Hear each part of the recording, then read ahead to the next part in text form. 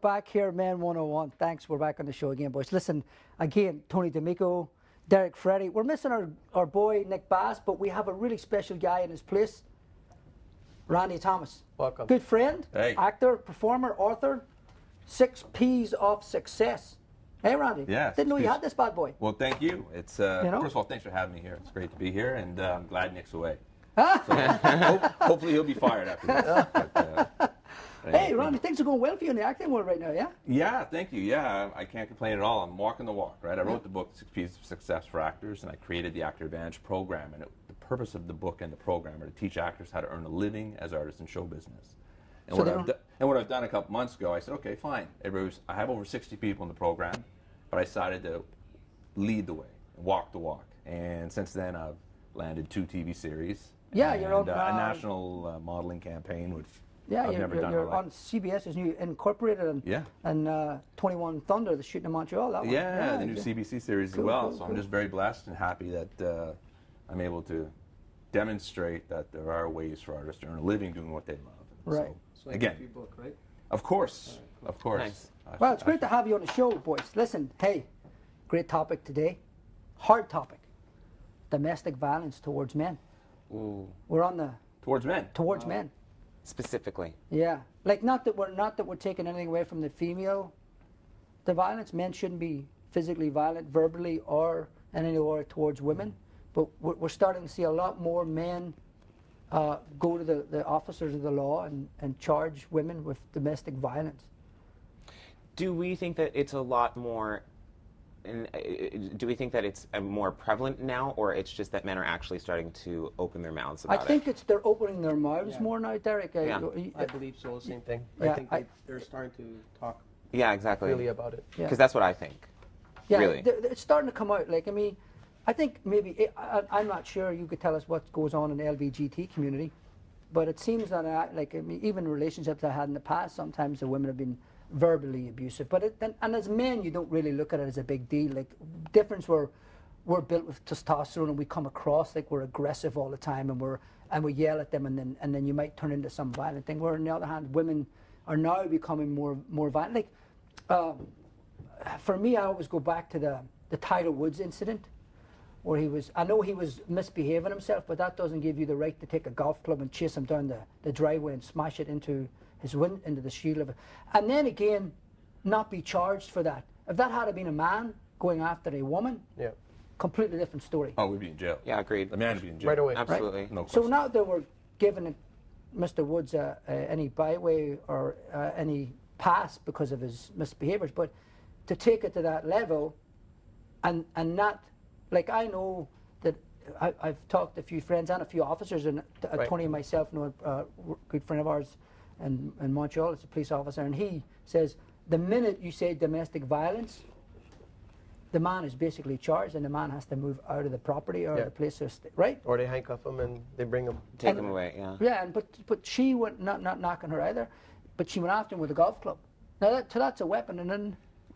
But that's the extreme, okay? I'm going to play devil's advocate here. Aren't we all just getting a little bit touchy lately? I aren't agree we a with little you. Like I'm not doubting that there are some really bad cases there, but are we not, like, isn't everybody, are we so quick to be litigious about anything when, everybody's suing everybody? Or, I remember when I first got my license, if you bumped into another person's bumper, you went out, you looked at the car, and went, oh, well, see you later. That's it. Now, if you even touch, it's like cops and insurance, everything like that. So aren't we not getting emotionally maybe a little bit? Maybe men are getting, no, I don't know, maybe the society's getting a little sensitive. But I think there's a lot of men out there that are taking a lot of abuse, and now have realized that this needs to be talked about and seen. Like, we have a couple of great guests on today, like Dr. Morris was here before, as some of you know, you haven't met Dr. Morris yet. Ronnie, but she's no, I met her in the green room. And you met her in the green room? Fabulous. A great woman, right? And Nick Perpino, he's with, I believe it's the White Ribbon Project. It's to do with domestic violence towards men. If I'm not mistaken, he had something went on in Toronto last week. It was a big conference about that. So these guys are going to come in and talk about this stuff, the stuff that we don't necessarily know about. Right. But we're starting to see more cases of men, and I also know there's a big case in Toronto right now going on with violence for a woman towards her husband, and he's in the spotlight, so it's a big thing. I mean, I can speak for myself. I've been in a bit of a Abusive relationship? yeah.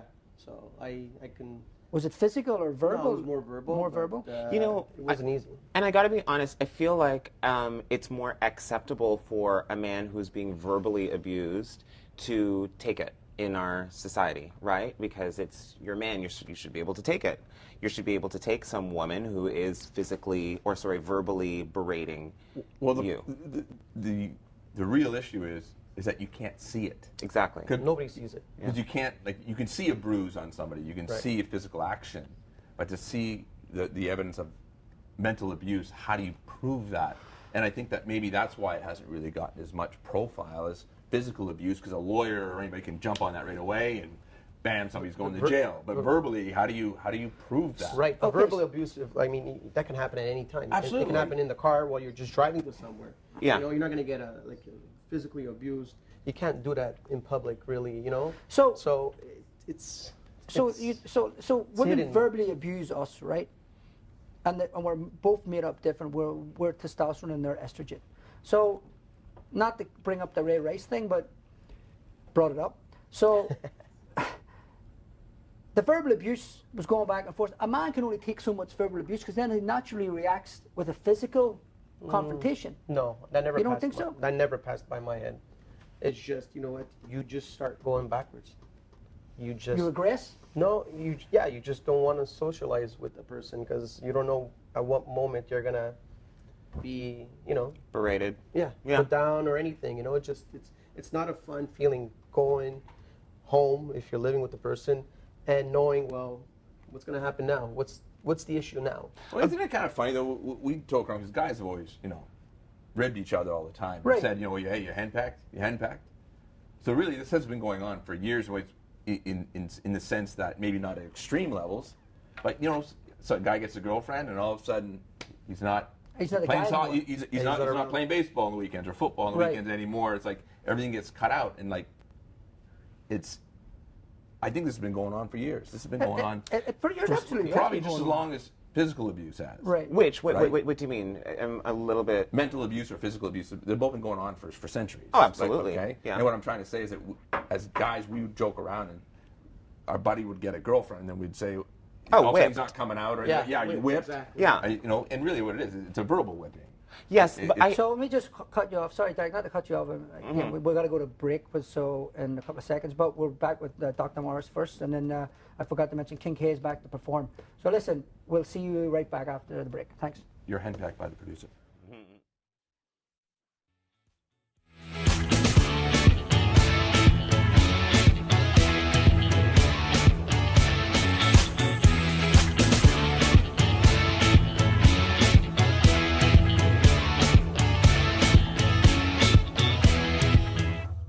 Welcome back. We have Dr. Morris here. Nice to have you back on the show, Dr. Morris. Yeah, You're Alan. looking well. Looking well. Thank you. Stuck in between a bunch of handsome individuals. Oh, wow. Huh? You think so? Yeah, I think so. It's getting better and better looking this They're show looking every good. week. They're looking Huh? good. Yeah, good. So, like Dr. Morris has been on the show before. I mean, I have to still bring her in, let everybody know who she is.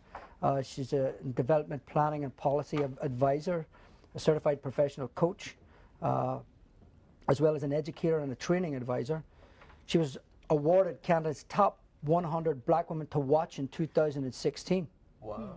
Making strides, Dr. Morris. huh? Congratulations. Yeah. Thank you. She's also the founder of the Ontario College for Development Training, and she's also the program director of Inspiring Life Solutions and Enlightenment Women's Foundations. Nice to have you back. Thank you. Eh? Yeah, I'm happy to be here Oh, it's again. awesome, man. It's great to have you here. So, I'm sure you've heard us talking a little bit earlier there about domestic violence towards men, and that's why we have you here, so you can give us some insight. Shoot away then. Well, Tony, go right there, because like Tony was talking earlier about he was the type of guy that was in something, right? And had been verbally abusive. It was verbally abusive, So at the end of the day, certain point, like I was saying, you start going backwards. It's not like you're going to physically hit them no. I'm not that type of person. I'm not. But at the end of the day, emotionally you start going backwards. That's how, relationships fall apart.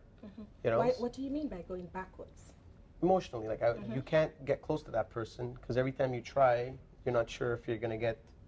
You know, it's almost like being bipolar. You know, like the good side or the bad person. You know, so you start holding back. So you're basically withdrawn, and you Yes. don't necessarily, because every time you're around this person, what happens then is they're verbally abusive, so then you have no real connection with them, right? I'm not saying every single minute, but you know, it can be triggered in 30 seconds by doing something that's not the way they see should be done or placed. Okay, or, doctor, then let me ask that. Let me ask a question on that then. Someone who's in a verbally abusive relationship, Yes. what are some of the steps they should take to potentially save that relationship before it goes too far, Yes. before it's irreparable? And Right. that's a very interesting question, and I'm going to answer it. But let me go back to Tony, because I hear coming from you going back into yourself to understand.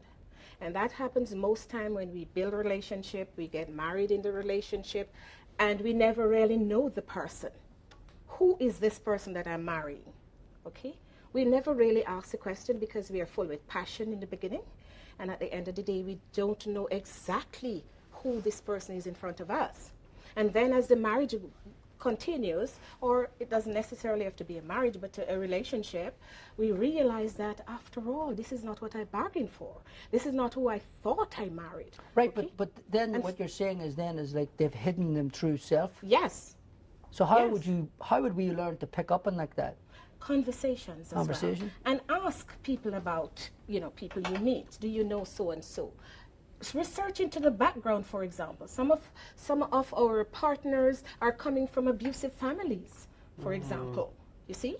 And for us, when we are in that love situation, we never really think of that. Who is this person after all? So you're What's the family background? Because if they came out of an abusive situation at home, very often they internalize those things and they are actually going to be abusers as well. It has been proven. So like Skinner's theory, you become a product of your environment. Of your basically. environment, yes. But, we don't take the time to get to know people. And so, like in Tony's situation, he has gone through a relationship. And sometimes as well, the woman or the man, I should not have made this decision. Why did I do this? And then you feel trapped. Right. Okay? And sometimes the women may feel trapped in that relationship because, after all, this is not what I wanted. And the man, this is not what I wanted. And especially if such a partner has known nothing but abuse or being angry or aggressive, whatever it is, then it's taken out on the quieter partner. Right. So, okay, let's say then you've figured this out and now you're in this relationship. Yes. And then for you to pull out of this relationship, it's going to get worse. Then it could lead to the woman in the relationship calling and saying you're domestically violent towards me, and that's not what happening. But because the male wants to remove himself from the male-female relationship or the male-male relationship, that they want to remove themselves from that, then it becomes a bigger problem. Yes. But you see, you have to understand the context and what the type of abuse is. Okay? That will define what you do. And some people think that verbal abuse is there and maybe they're able to withstand the verbal abuse. It's something that you can just push in the back of your mind and ignore it. But when it gets to physical abuse, where people are actually hitting each other, mashing up furniture, this sort of thing, then you ought to stand up and ask the question, do I stay in this? Whether or not you stay in that depends on what is happening in the relationship. Are there children in the relationship? Because either partner will not want to, affect the children negatively, for example. Doctor, if I may say, Yes. what you just stated then that physical abuse is worse than verbal abuse. No, I'm not saying it's worst. It's not necessarily worse. What I'm saying is that you have to understand the different types, because depending on what type you're in, that will determine whether you go or stay. Right. That will determine whether you call the police or not. That will determine whether you can ask for counseling and support a family and that sort of thing. There's also financial abuse as well. Okay? So I've never heard of that. Yes. Wow. For example, if you're a man and I am. society dictates that you ought to take care of your family, right? Financially, right? This is the norm, that you take care of your family. Okay, but what happens if the woman is the person who earns the income? Right. Okay, and because she has power, the financial power to determine the relationship and the power relationship in that situation. I earn more income, so what? You know, I'm not going to be nice to you because you're not really nice to me. You know, so there's that kind of financial thing as well. And then the other side as well is where the man earns the income, right, and he determines what to do with it, and she's desperate for it to be able to manage her household affair. She's not getting enough. Could that be abuse not be reversed as well? Could that not be male or female earning the primary income, and whomever is not could actually be draining that person of that? So could that not be reversed? Yes. Okay. Absolutely. So it's all a question of understanding the relationship in which you find yourself. Okay, and as you say, go inside. I would imagine that you went inside to discover who you really are and to find out, how can I approach this? How can I get out of this? Honestly, I became somebody I didn't want to be. I know who I was, and that's, you know, I mean, I changed. I became not bitter, but I wasn't happy. You know, Sorry to cut you off, Tony. We'll be right back after commercial break with Nick Paperno, and we'll see you in a minute. See you in a break. Thanks. Great talk.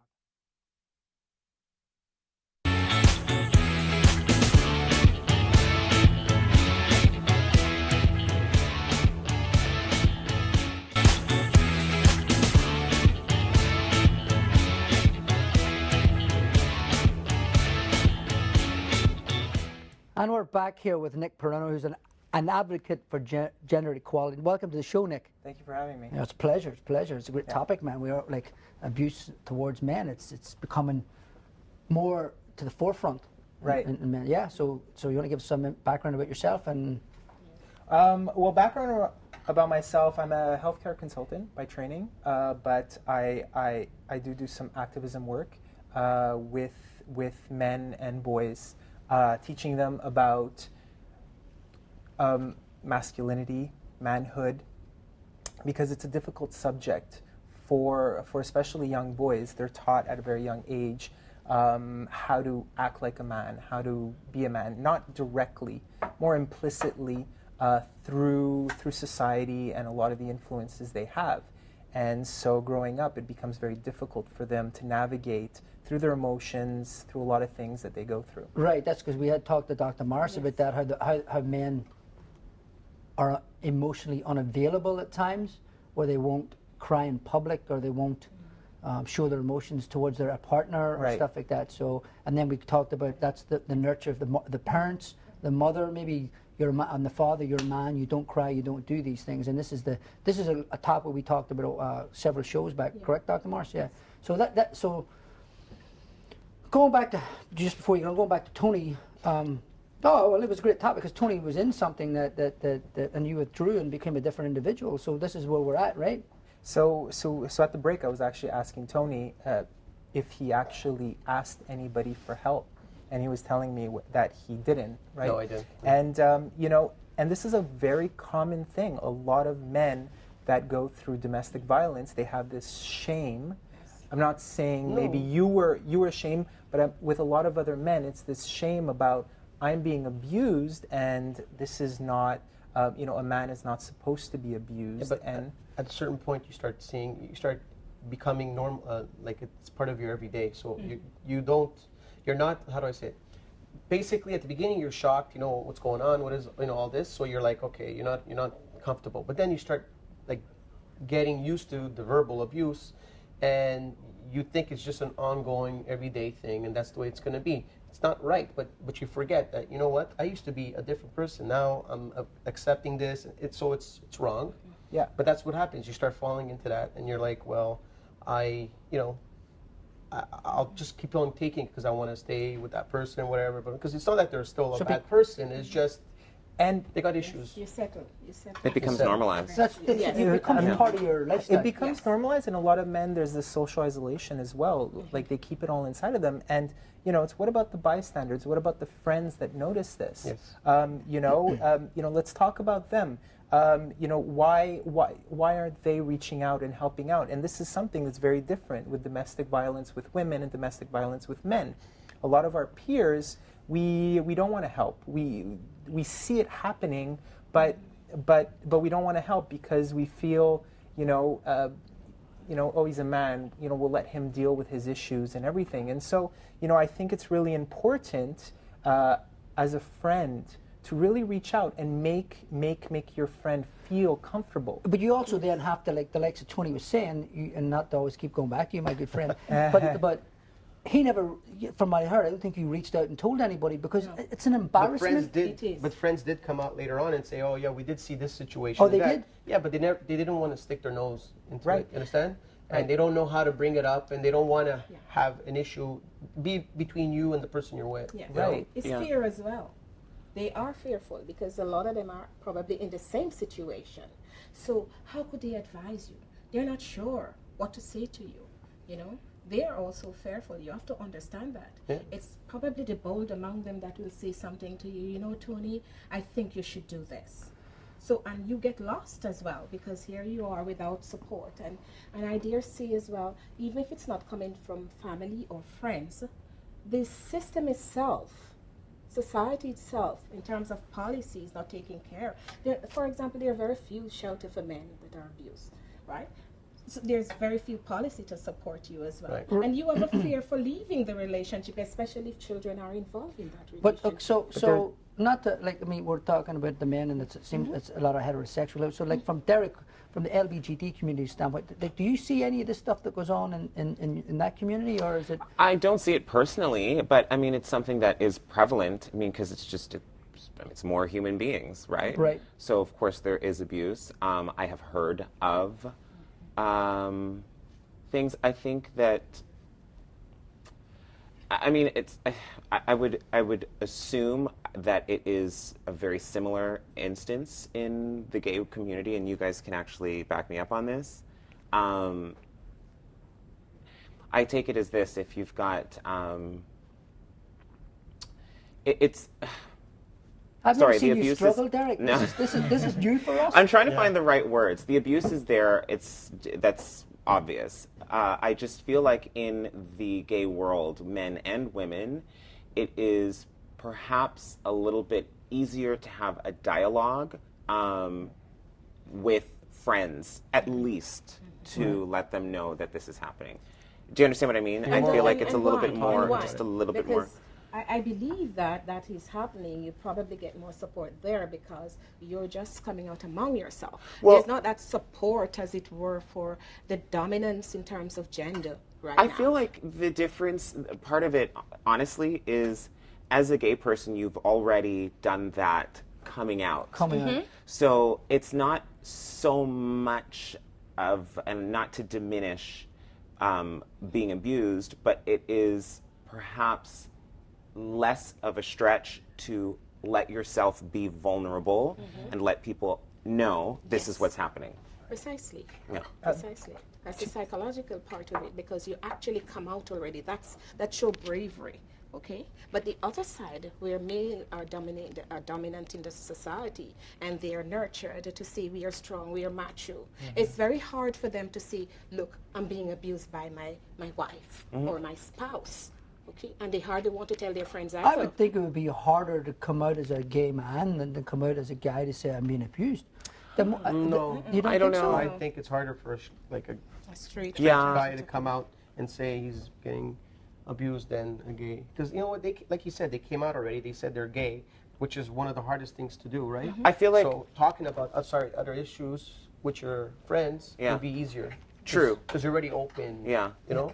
It's also acceptable now in society. There are movements and everything, whereas domestic violence against men is still kind of a little bit of a stigma.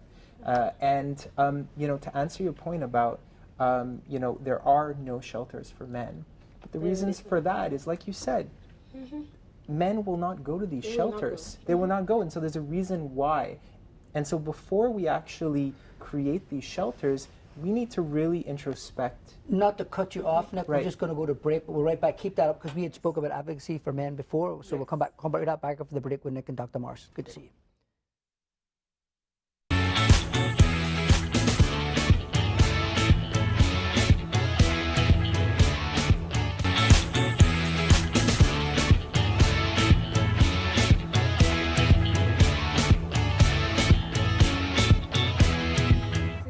And we're back on here again, guys. Listen, so this is getting hot and heavy here, and I'm really liking what's going on.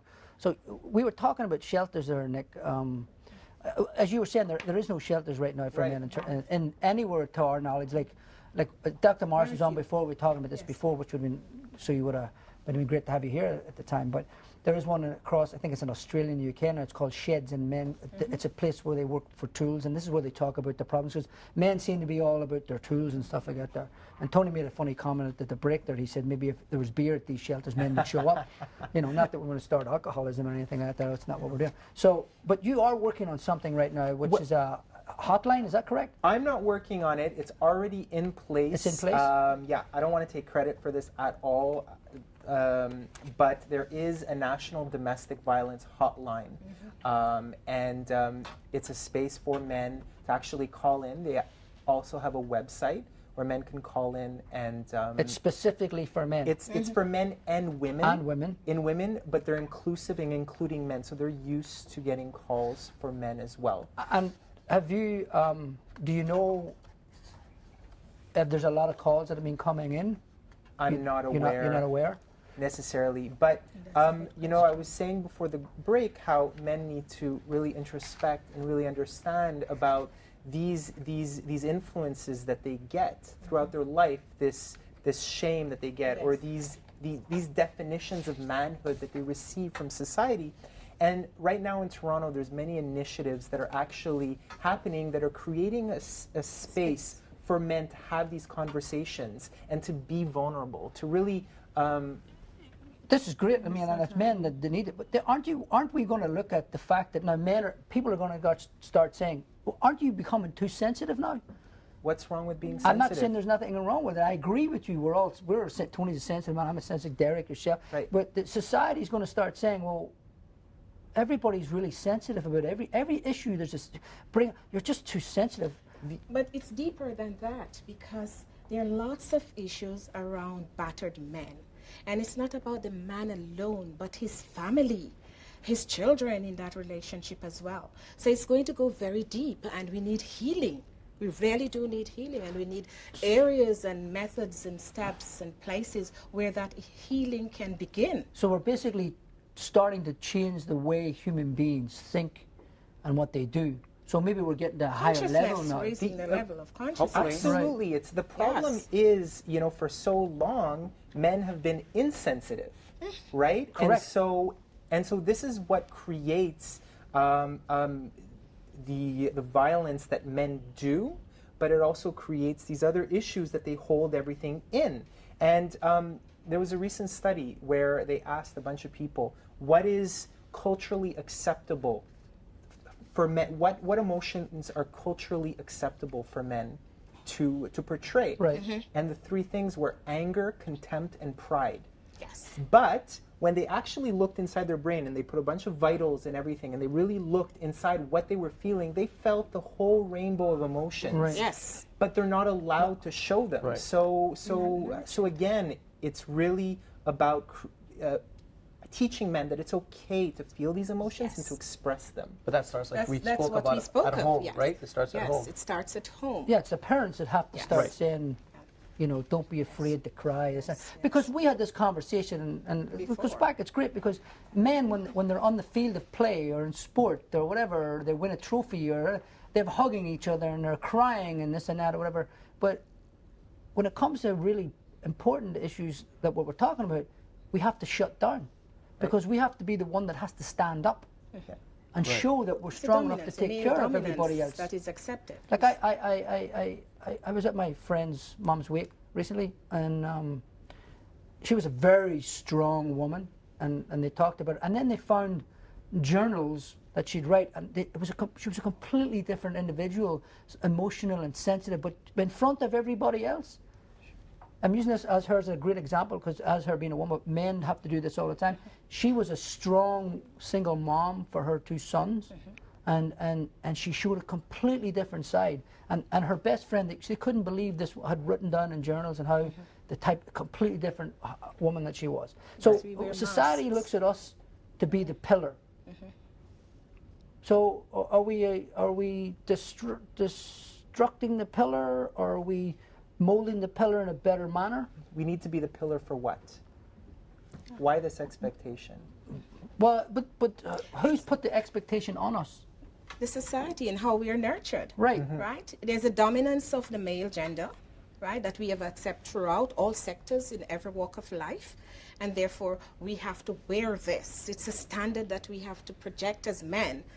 You know, So what I mean. even I'm going back in my head to prehistoric times, like men are the hunters, and that's what you're meant to do. So now you're like, it feels like you're going to try and shift society or shift the way of But it is thinking. shifting That's not anyway. entirely It is true. true. by the way. No. That is not entirely true. gotta get into There it, like- there is a bunch of a bunch of research that has been done to disprove that myth, yes. that men are stereotypically the hunters. But I do think that men need to play a role in the sense that, yes, as fathers for the children, because it's these children, but also the friends. The friends are really important here, the peers. We need to show our friends. We need to be vulnerable with our friends. We need to have conversations with our friends to really Basically, our male Change the counterparts will be able to paradigm. get a talk, Changing the because at the end of the day, if you turn Exactly. to a woman's not going to really not that now she's not going to understand, but we have to be able to go to our Right. male counterpart Absolutely. Yes. and talk. Yes. You'd be And surprised that's how what much a women woman- have. That's what the women have. Yeah, and- Okay. They have a partner that they can call up and say, look, Jane, this is happening to me. How can you help me? But men are fearful of the shame and blame and the macho, concept or idea about who they are, that they don't even want to go to them. And you're right. We need to shift the conversation. Men are We need afraid to of being change effeminate, it. really. They're afraid of being effeminate. Right. Like, men Yes. are afraid of being labeled as effeminate, and then you're called gay and yada yada. I'm But not a if you're a hunter. self-confident man, you don't care what people Right. say. Like, I I have know. no issue being emotional. Yeah. It doesn't bother me. Like, I sit in a room with my couple of friends in a And you meeting, cry. and I was emotional, and I'm not afraid to do that. I got lucky enough to be able to be that individual. Well, it takes more of you But to if change I'm the confident paradigm. enough to not to you worry know? about what somebody's going to say. I don't really care if you're going to say, "Oh, you're a big baby." Listen, I'm emotional right now, and that's just how it is. You know. Though Tony was saying earlier about this man in Montreal who started a movement because he was abused. And at the end of the day, Alberta. And at the end of the day, they walked away. The people with him walked away. Well, And they I'm went saying by at the their end, yes, I'm saying at the end, you've got to have men who are going to stand up and say, enough is enough. I'm going to take the lead role to do this, okay? And you start to gather support and have the conversation and build on that. Right. We're going to go to break. It was great having you on, Dr. Morris. We have to Yes. put Randy back in because you get a little jealous. You sitting in the spot. We'll catch you after the break with Nick and Randy back on. Yes.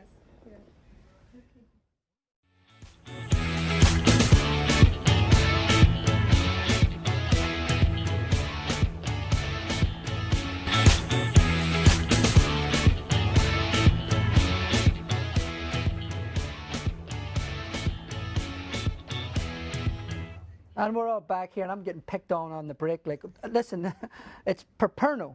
Right. I got it. I got it, Finally. people. I got it. We're I done. got That's it. a wrap. I got That's it. it. Yes. Good try. That's good. So listen, we're talking at we had great conversations at the break. Like, what were we talking about earlier at the break there, Derek? It was Well, what I didn't get to before about the LGBT community, is and you have trouble saying that. That's not. I do, and I'm one of them. But my whole thing is because it's such a we're already in this fringe group. In your experience, Right. do you feel it is perhaps a little bit more difficult for a lot of gay people to come out because A, you're in this fringe group already, B, there's a lot of judgment that's happening, and C, you are, even in the gay world, still in a patriarchal society?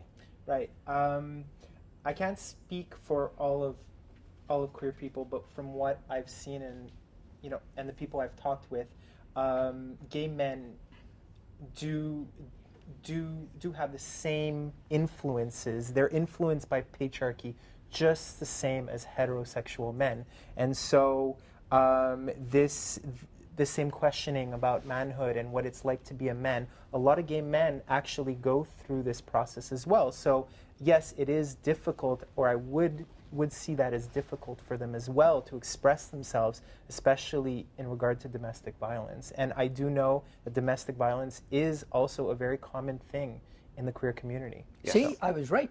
Yeah, of course, I tell absolutely. you, it's like whether heterosexual or homosexual, you're not gonna. It's hard for a man to decide to come out. Absolutely. It's tough. Randy, what do you think? Well, Nice to have you back. Yeah, it's great to be back. I'm going to agree in the sense that when you look at the nature of the beast, again, men, are traditionally more aggressive because that's how we've always been trained to release our emotion. And whether you're straight or gay, a man's a man in that aspect of it. Right. So that's why I think absolutely in the homosexual community, there's absolutely domestic abuse is exactly the same as it would be, I believe, in the straight community. I feel like perhaps, and maybe I'm saying something that you're unaware of as straight men, but in the gay world, when it comes to gay men, there is, so you've got we're in a society where we are cultured as men to have that tough exterior, those 3 points that Doctor told us beforehand, and on top of that, you've come out now gay, and there's this duality I find that happens. It's almost like and I see it all the time, where it is an exaggerated feminism, and then paired with a little bit of that. Do you see that? Am I like? Well, isn't in the community there's a male and female in the relationship? Well, yes. Or a dominant and less Sure, dominant? yeah. Right. Okay. So to me, that's exactly like the traditional male and female heterosexual. But what I'm saying is that I feel like there's another layer that's involved there. You're a gay man, so you should be this, but at the same time in society you're supposed to be this strong man and yada. Do you understand what I mean? I feel like there's a couple layers of confusion and messiness. More of a reason to really have these conversations, have these honest conversations, and really because I'm sure a lot of these men also, they keep it all inside. They experience these things and they keep it all inside, and they don't have these conversations. It's very easy, maybe to a lot of people, to talk about queerness, but it's to talk about manhood and the definition of men, and to go with what you said, Randy, about yes, men are traditionally they're thought to be this way. We need to kind of redefine this, because this is actually hurting society. This pressure to be this way, that's hurting society, and it's not allowing us to have these vulnerable conversations, these close relationships with our friends, with our family, and to express ourselves. So should we start looking at organizations like the schools and maybe the courts and stuff like that to sort of help us as men find ways to get this stuff done? Right, and I wanted to get back to, there's these great initiatives that are happening in Toronto. One of them is Next Gen Men, that's actually doing these after-school programs for boys to get them to talk about these things. There's a website called higherunlearning.com, which is also a safe space that men can go to, or boys can go to really, learn about these influences and learn about, what it means to be a man. But you're saying boys and men, or just boys? Or is there like teens and stuff? Teens as well. Right, it's the whole spectrum. So teaching them that, young boys that, and young teens that, and then changing society up and coming. But it's the men that are in their 30s and 40s and 50s now that don't want to necessarily talk about this stuff, are afraid that, because they're coming from a different era. Right. So these are the guys that have to open up to show these young men that are going to change. These are the men you really need to be expressing themselves about this sort of stuff. Like, we've statistics on battered men. Yeah, there was 830,000 men fallen victims last year in North America. That's 37.8 seconds. There's a victim of male abuse. So these are reported ones? 2015. And there's 1.5 million women in North America. We really have to be careful about statistics. There are various different statistics, and there's you alluded to this, there's a difference between police reported and self-reported. Right. And also we have to look about what type of domestic violence this is. I think we touched upon, at the beginning about there's different types of violence. And in general, it's from these cases, the more severe issues of domestic violence where there's actually abuse or physicality. Physical, it's still the men that are predominantly doing it to the women, right? And Or yes, maybe, or are women doing it to men and men are not reporting it? That could be an issue too. That is very possible. Like again, Tiger Woods' wife. God, no, not to bring it up, but she went after him at a golf club and nothing was said, and that's domestic violence. I feel like Tiger is like he may be like. I think he may be a poor example. Let's look at it like a basic level. Right. A woman calls the cops.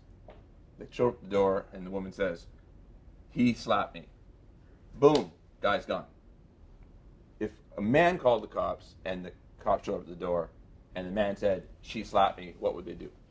I think we would actually have to ask a police officer. Yeah, because I really do think that. So if somebody out there has something to say about this, send us an email. Yeah. Send us an email, because I'd really like to know. Because I don't think a cop would do anything if the woman slapped a man. And that's a great point, are Ronnie, actually but obligated to. We got to cut off here. I want to thank Nick Paperno for coming on and Dr. Morris. And great topic, guys. Listen, we may look into this further and bring you back and get this stuff going. We'll be back right now. We'll do something special for a good friend of mine, and we'll be back with King Kaya for a performance. See you soon. Great, guys. Awesome. Thanks.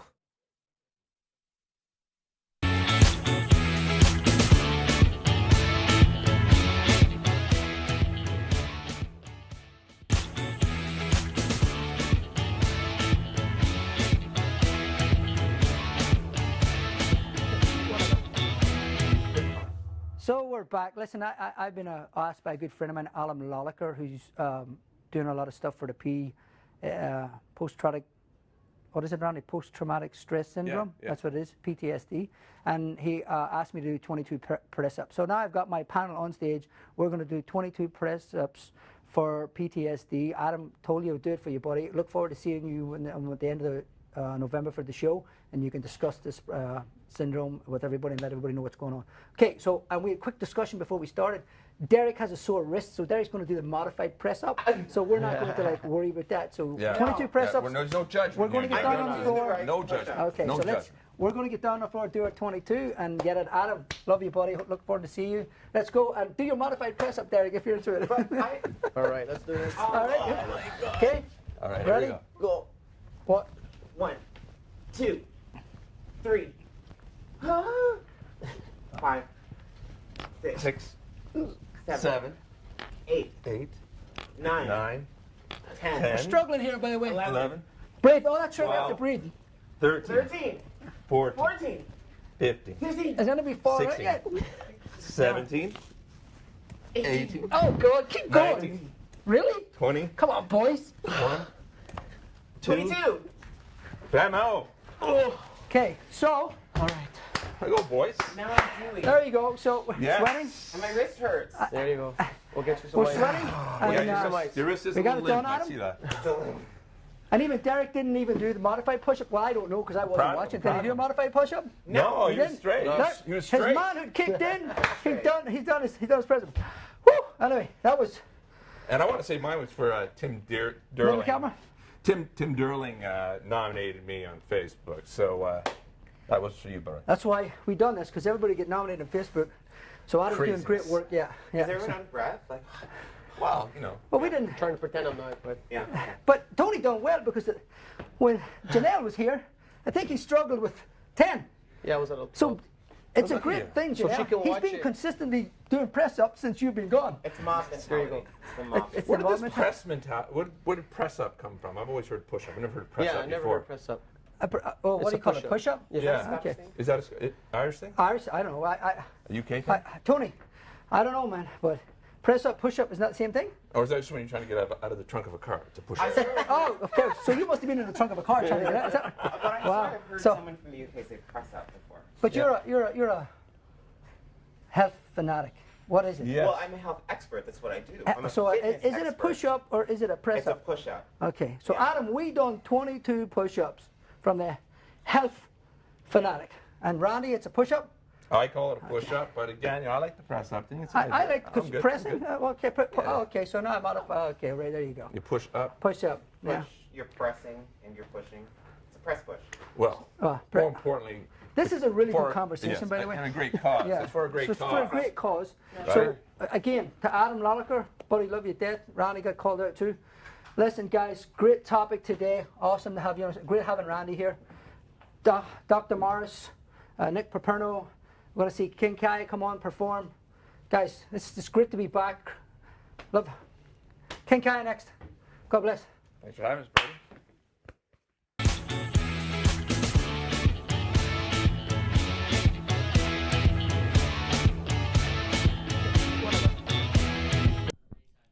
As men, we are kind, we are loving, we are caring, we're brave, we're sensitive, and we're half of the whole that is God, and this piece is in honor of the other half. Backs bent in reverence to gods who in both name and form take the likeness of man. Their stories told also by men, men in robes with spines misaligned, straining for a glimpse of heaven in the sky. Is God not a portal for life to bear fruit, for seed to take root? If your gods must take form, then give them that of a woman, back strong enough to stand straight with the weight of worlds within her, a living, breathing portal to this world. That is woman.